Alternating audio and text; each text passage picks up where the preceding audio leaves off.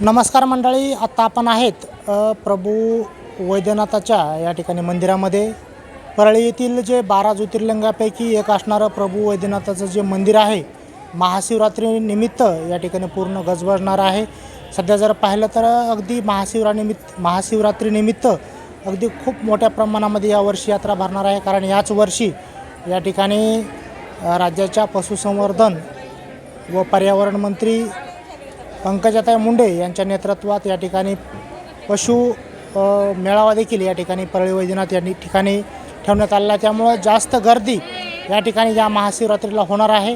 या ठिकाणी महाशिवरात्रीचं जे दर्शन रांगा असतील या ठिकाणी अगदी युद्ध पातळीवर ते काम सध्या सुरू आहे. बघा, या ठिकाणी दर्शन रांगा असतील, मंडप असतील, त्याचबरोबर मंदिराची जी काही रंगरंगोटी असेल, त्याचबरोबर या ठिकाणी मंदिराचा जो काही देखावा असेल, अशा अनेक गोष्टी या ठिकाणी सध्या वैद्यनाथ मंदिरामध्ये होताना दिसत आहेत. आणि निश्चितच या ठिकाणी यावर्षीची महाशिवरात्री एक वेगळी भक्तासाठी एक महापर्वणी ठरणार आहे. कारण या ठिकाणी पशु मेळावा देखील या ठिकाणी होणार आहे आणि त्याचबरोबर या ठिकाणी महाशिवरात्री आहे.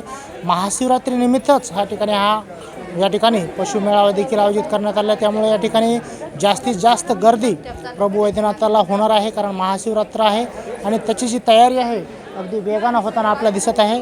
बघा, आपण पाहू शकताय, दर्शन रांगा असतील, पिण्याची सोय असेल, त्याचबरोबर या ठिकाणी असणारी पार्किंग व्यवस्था असेल, स्वच्छता असेल, आरोग्य असेल, त्याचबरोबर या सगळ्या गोष्टी अगदी आत्ताच नुकतीच या ठिकाणी अपर जिल्हाधिकारी बीड मॅडम यांची बैठक देखील संपन्न झालेली आहे. याच अनुषंगानं कशा पद्धतीनं सोय असणार आहे या सगळ्या गोष्टीचा आढावा अपर जिल्हाधिकारी मॅडम यांनी घेतलेला आहे. निश्चितच या महाशिवरात्रीनिमित्त निश्चितच सर्व भाविक भक्तांना या वर्षीचं जे प्रभू वैद्यनाथाचं दर्शन आहे अगदी चांगल्या पद्धतीनं घेता यावं, लवकर घेता यावं, यासाठीच्या सुविधा त्यांनी उपलब्ध करून दिलेल्या आहेत. निश्चितच या ठिकाणी महाशिवरात्रीनिमित्त सर्वांना खूप खूप शुभेच्छा.